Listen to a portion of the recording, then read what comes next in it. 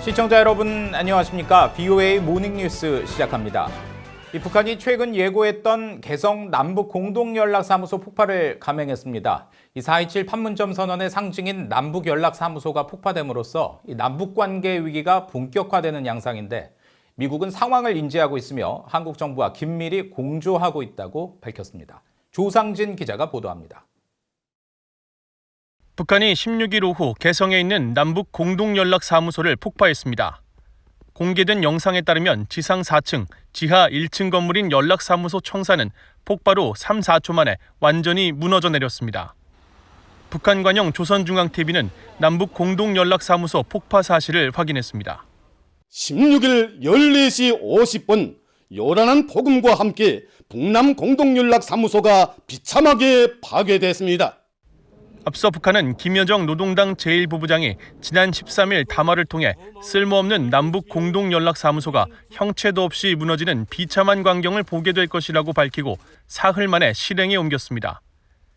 북한의 이 같은 조치에 따라 2018년 4월 27일 남북 정상이 합의한 판문점 선언으로 같은 해 9월 개성에 문을 연 연락사무소가 개소 19개월 만에 사라지게 됐습니다. 남북 연락사무소 건물은 한국 정부가 개성공단 내 남북 교류협력사무소로 사용하던 건물을 총 97억 8천만 원을 들여 개보수해 만든 것입니다. 한국 청와대는 북한의 조치에 대응해 국가안전보장회의를 긴급 개최하고 북한이 일방적으로 남북 연락사무소 건물을 폭파한 것에 강력한 유감을 표명했습니다. 북한이 상황을 계속 악화시키는 조치를 취할 경우 강력히 대응할 것이라며 한국 정부는 이번 사태로 인해 발생하는 모든 책임이 전적으로 북한에 있음을 분명히 한다고 밝혔습니다.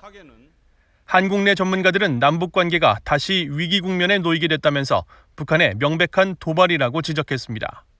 북한의 아주 분명한 태도의 입장을 표시한 거죠. 4.27 판문점 선언 자체를 이제 인정하지 않겠다라는 거기 때문에 지금까지 해왔던 그 북한의 대남 전략이 확실하게 그들의 표현하면 이제 대적 관계로 넘어갔다라는 것을 상징하는 일종의 도발이다. 이건 뭐 명백한 도발이죠. 북한의 이 같은 행동은 국제사회의 대북 제재 장기화와 신종 코로나 바이러스 확산으로 인한 어려움을 타개하기 위한 북한 최고 지도부의 다급함이 반영돼 있다는 분석도 나옵니다. 제재 장기화에 코로나가 겹치면서 생긴 경제적인 어려움 혹은 민심의 여러 가지 불안정 요인들이 작동을 하고 있는 게 첫 번째일 수 있고, 사실은 가장 근본적으로는 김여정 혹은 김정은 위원장이 개인적으로 여러 가지가 갖고 있는 불만 내지는 남측에 대한 서운함 이런 것들이 아주 강력하게 작동을 하고 있다는. 격화된 미중 갈등 속에서 북한은 문재인 정부를 흔들어 미한 동맹에 균열을 내려는 의도라는 분석도 제기됐습니다. 문재인 정부를 압박을 해서 한미 이간을 시킴으로 인해서 미국이 대북 압박의 아주 중요한 수단 중에 하나인 한국을 상실할 수 있는 그런 어떤 위기감을 미국에게 불어넣는다는 거죠. 북한의 이 같은 폭파 조치에 대해 미국 정부 고위 관리는 북한이 개성 공동연락사무소를 폭파한 것에 대해 인지하고 있으며 이와 관련해 동맹인 한국 정부와 긴밀한 공조를 유지하고 있다고 밝혔습니다. VOA 뉴스 조상진입니다.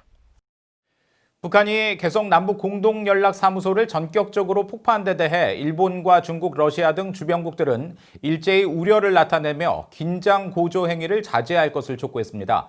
아베 신조 일본 총리는 16일 기자회견을 통해 북한의 남북 공동연락사무소 폭파와 관련해 남북 관계가 더 긴장되지 않기를 바란다고 밝히고 한국, 미국과 긴밀히 협력하면서 정보를 확실히 분석해 대응해 나갈 것이라고 밝혔습니다. 중국 외교부 자오리젠 대변인도 정례 브리핑에서 중국은 이웃 국가로서 한반도의 평화와 안정 유지를 일관되게 희망해 왔다며 긴장 고조 행위를 자제할 것을 촉구했습니다. 러시아도 드미트리 페스코프 크렘린궁 대변인의 기자회견을 통해 한반도 긴장 사태에 우려하고 있다면서 러시아는 한반도 상황을 예의주시하고 있으며 모든 관련 당사자들의 자제를 촉구한다고 밝혔다고 타스 통신 등이 전했습니다.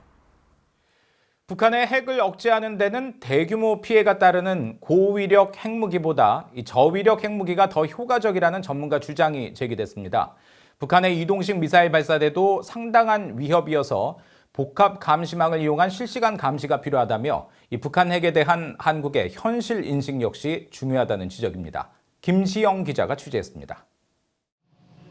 최근 미국의 핵전력 현대화를 주제로 한 저서 핵혁명의 신화를 출간한 미국 조지타운대 국제안보연구소의 키얼 리버 교수는 VOA와의 인터뷰를 통해 북한 핵을 억제하는 데는 저위력 핵무기가 더 효과적이라고 주장했습니다. 김정은 정권은 미국이 평양을 파괴해 수백만 명을 죽게 하는 고위력 핵무기를 사용할 가능성이 거의 없다고 보고 있고, 핵시설과 같은 목표만 골라서 타격할 수 있는 작은 핵무기는 실제 사용될 가능성 때문에 북한이 핵갈등을 고조시키기를 망설일 것이라는 설명입니다. Again, it may be more credible for the United States to threaten to do something less destructive rather than more destructive. If the Kim regime understands that the only response is to destroy Pyongyang and kill millions of people and have nuclear radiation float over South Korea and Japan, North Korea may believe that it can escalate without suffering retaliation. 리버 교수는 미국 국방부 시뮬레이션 프로그램을 사용한 북한의 핵 관련 시설 5개에 대한 모의 실험 결과를 바탕으로 인명피해와 4단계의 방사능 낙진 피해도를 도출했습니다. 먼저 전통적 고위력 핵무기인 W-88 핵탄두 10기가 사용된 경우 방사능 낙진이 평양 이남과 한국 남서부 일부 지방을 제외한 전 지역 그리고 일본까지 영향을 미쳤고, 한반도에서만 최대 300만 명의 사망자를 발생시키게 된다고 리버 교수는 밝혔습니다. 반면 20기의 B-61 저위력 핵무기를 같은 목표에 사용할 경우 목표 지역 주변에서만 낮은 수준의 낙진이 발생했으며 사망자는 100명 미만으로 재래식 작전 수준의 인명피해라고 분석했습니다. 리버 교수는 또한 북한의 이동식 미사일 발사대 TEL도 상당한 위협이라고 말했습니다. 북한의 발사대가 어디에 배치되어 있는지 어디로 향하는지 찾아내는 능력이 핵 억지력의 핵심 부분 가운데 하나라고 말했습니다. The revolution in remote sensing and the use of satellites and UAV capabilities, radar satellites, those kinds of capabilities are increasingly important for understanding nuclear strategy and nuclear scenarios on the Korean Peninsula.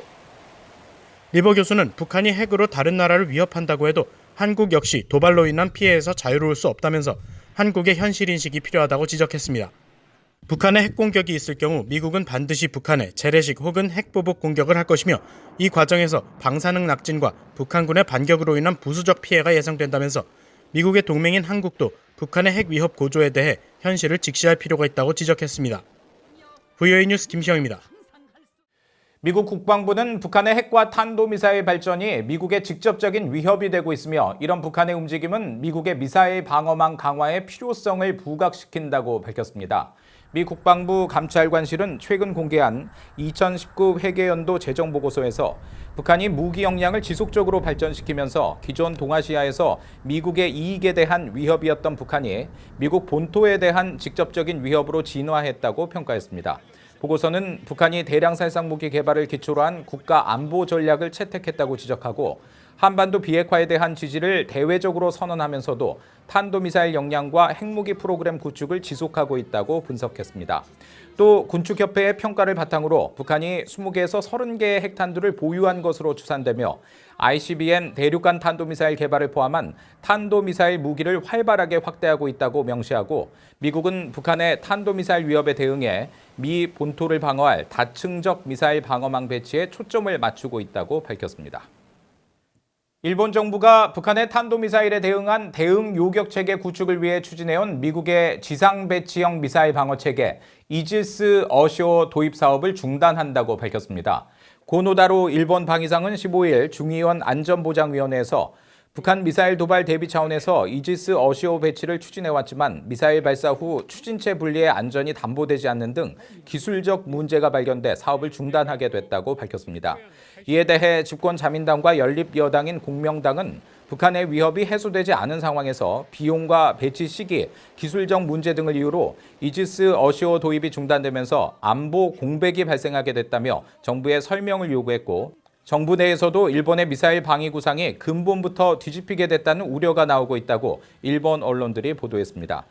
이 사업은 당초 지난 2017년 북한의 탄도미사일이 수차례 일본 열도를 넘어 북태평양에 낙하한 이후 아베 신조 총리 주도로 추진됐으며, 북한의 탄도미사일을 실시간으로 추적하는 고성능 레이더와 요격 미사일 SM-3 등으로 구성된 미사일 방어 체계로 알려져 있습니다.